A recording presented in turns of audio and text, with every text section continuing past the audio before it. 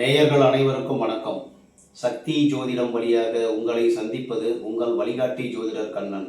கைரேகை கருத்துக்களை மிக எளிமையாக உங்கள் கையை பார்த்தவுடன் புரியும்படி கற்றுக் கொடுத்து கொண்டு வருகிறோம். பாருங்கள், பார்த்து பயன்பெறுங்கள். புதுசாக நம்ம சேனலை பார்க்குறவங்களும் சப்ஸ்கிரைப் பண்ணிங்க, உங்கள் ஃப்ரெண்டுகளுக்கும் ஷேர் பண்ணி பயன்பெறுங்கள் என்று கூறி இன்றைய தலைப்பு என்னவென்றால் கையில் காணும் மேடுகளும் பழங்களும் சனி மேடு சிறப்பு விளக்கம். அதாவது இப்போ புதுசாக சிறப்பு விளக்கம் அப்படிங்கிற கைரேகை பகுதியை சிறப்பு விளக்கத்துக்கு வந்திருக்கோம்.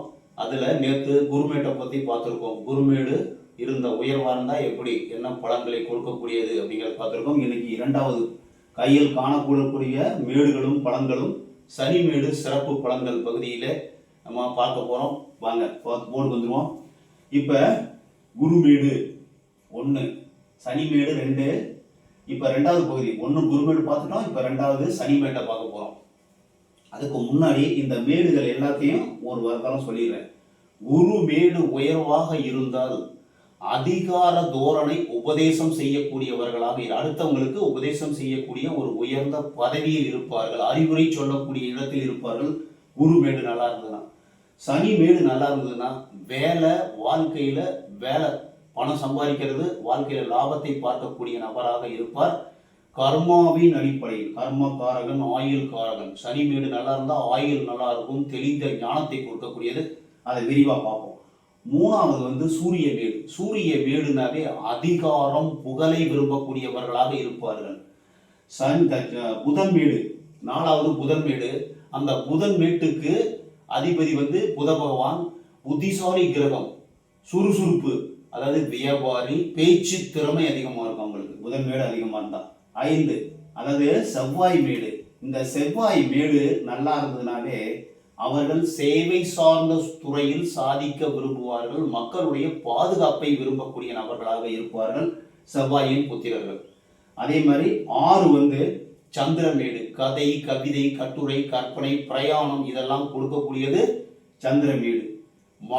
மனத்தை குறிக்கக்கூடியவர் சந்திர பகவான். இப்ப 7 சுக்கிரமேடு. சுக்கிரமேடு அதிகமாக இருந்ததுன்னா ஆசை, காதல், காமம், சந்தோஷம் எல்லாம் வேண்டும் என்று நினைக்கக்கூடிய இந்த உலகத்தை வளர செய்யக்கூடிய இனவிருத்தியை செய்யக்கூடியவர் சுக்கிர பகவான்.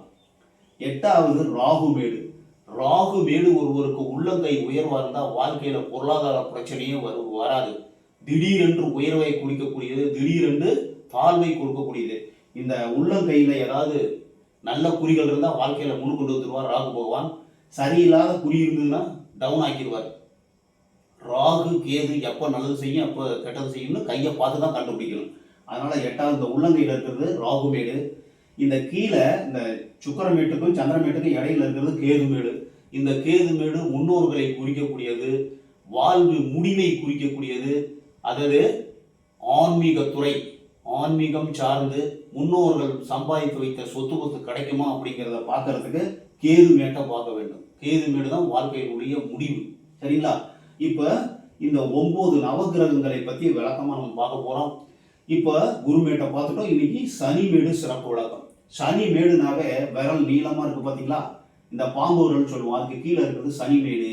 அந்த சனிமேட்டுக்கு வரக்கூடிய ரேகை தான் விதி ரேகைன்னு நம்ம சொல்கிறோம். விதினாவே விதியை ஆள்வது சனி பகவான். சனி ஈஸ்வர பட்டம் பெற்ற ஒரே ஒரு கிரகம். நவ கிரகங்களிலே மிக வலிமையான ஒரு நியாயம், நீதி, நேர்மை, நம்பிக்கை இதெல்லாம் கொடுக்கக்கூடியவர் சனி கிரகம் தான். இந்த சனி கிரகம் தான் வேலை, லாபம். அதாவது காலபுருஷ தத்துவத்தின்படி 10ஆம் இடமும் 11ஆம் இடமும் சனிக்கு ஒதுக்கப்பட்டதுக்கு காரணமே அவர் நியாயவாதி, கர்மத்தை கரெக்டாக செய்யக்கூடியவர். உங்களுடைய முன்னாடி செஞ்ச கர்மாவின் அடிப்படையில் தான் வேலையும் லாபமும் கிடைக்கிறதுக்கு வாய்ப்பு இருக்கு.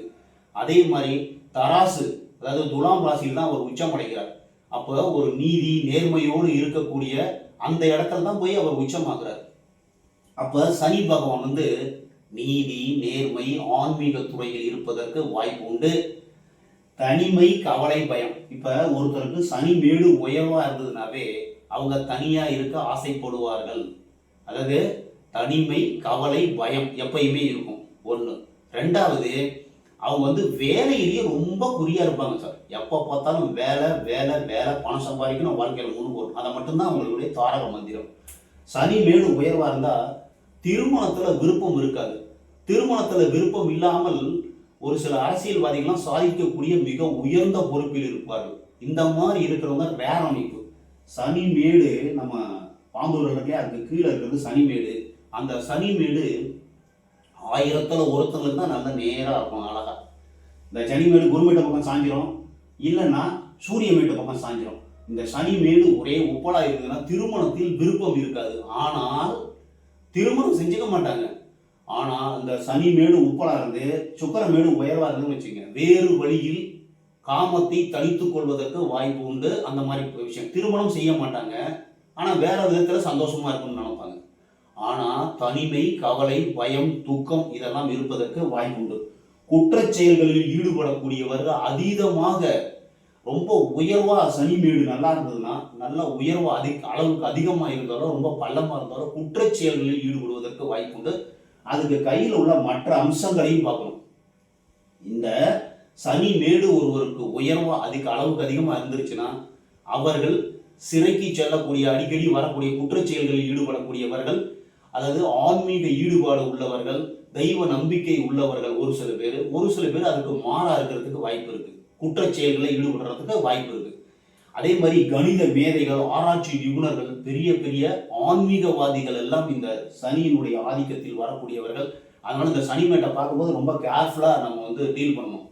ஏன்னா அவங்க ரொம்ப உன்னதமானவர்களாகவும் இருப்பார்கள், கீழே இறங்கி இருப்பாங்க. இதை கீழே இறங்கி இருக்கவங்களை எப்படி சார் நம்ம கண்டுபிடிக்கிறது? இந்த கையை பார்த்தோம்னா கை ரஃபா இருக்கும், இந்த பெருவிரல் கோழி குண்டு மாதிரி குண்டா இருக்கும். இதெல்லாம் ரொம்ப கரடு முரடா இருந்ததுன்னா அவங்க கரடுமுரடா, இந்த உள்ளங்கை நல்லா உப்பலா இருக்கும், இந்த சனி மேடும் உப்பலா இருக்கும். அப்ப இவர்கள் தவறு செய்வதற்கு வாய்ப்பு உண்டு. இன்னும் சொல்ல போனா இந்த சனி மேட்ல வளை குறி இருக்கும் சார். வளை குறினா இப்படி இருக்கிறது தான் வளை குறி, ஜன்னல் மாதிரி இருக்கும்.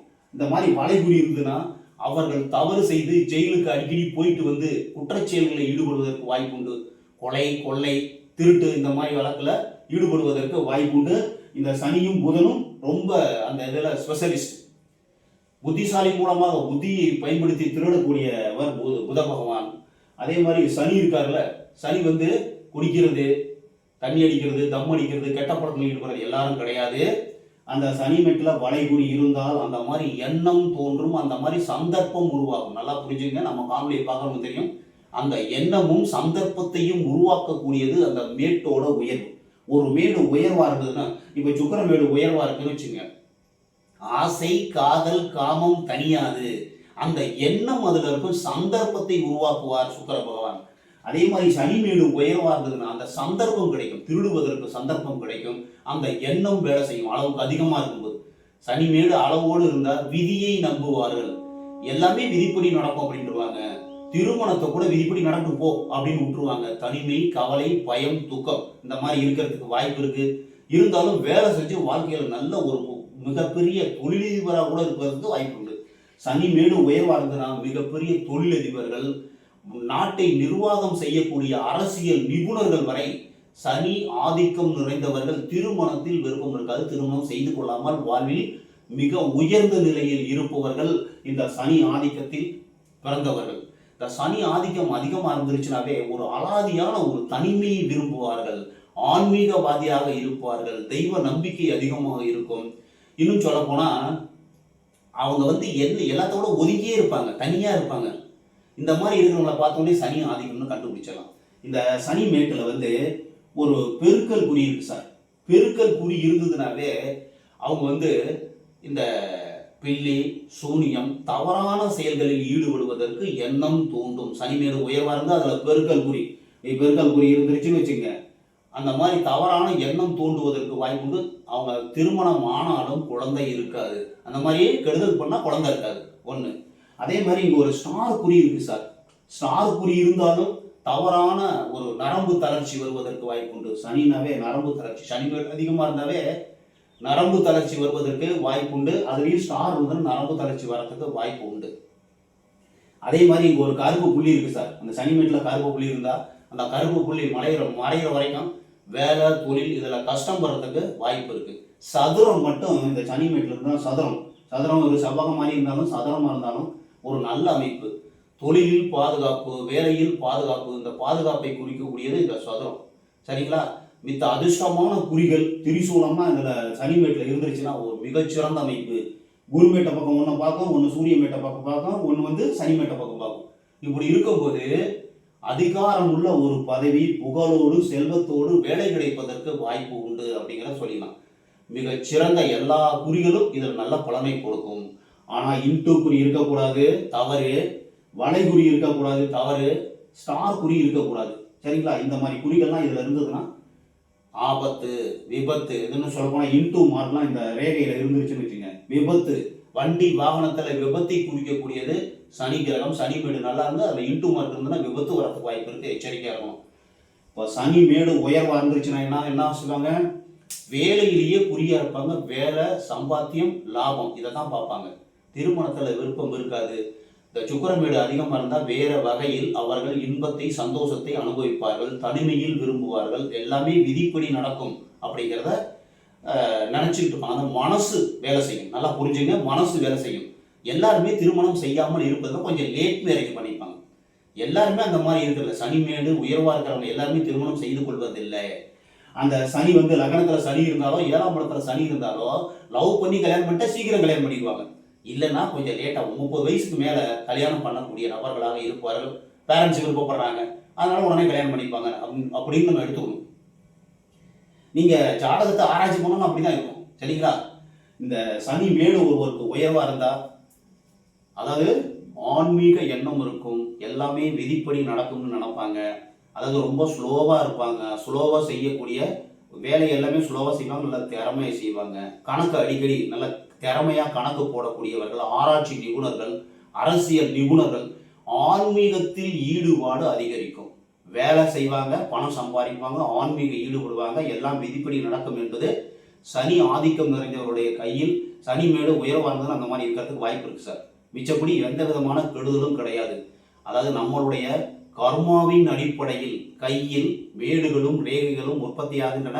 நேற்று குருமேட்டை பார்த்துட்டோம், இன்னைக்கு சனி மேட்டை பார்த்துட்டோம். ஒவ்வொரு நாளைக்கும் ஒவ்வொரு மேடை பார்ப்போம். தொடர்ந்து பாருங்க. இந்த மேட்டை பார்க்கலாம், இந்த மேட்டை பார்க்கக்கூடாதுன்னு கிடையாது. எல்லா மேட்டையும் பார்த்து நீங்கள் கற்றுக்கிட்டீங்கன்னா உங்கள் கையை பார்த்து திறமையாக நீங்களே பார்த்து ஜோதிடத்தை தெரிஞ்சுக்கலாம், வாழ்க்கையில் உயரலாம் என்று கூறி மற்றும் ஒரு சிறப்பான காணொலியில் உங்களை சந்திக்கும் வரை உங்கள் வழிகாட்டி ஜோதிடர் கண்ணன். வணக்கம்.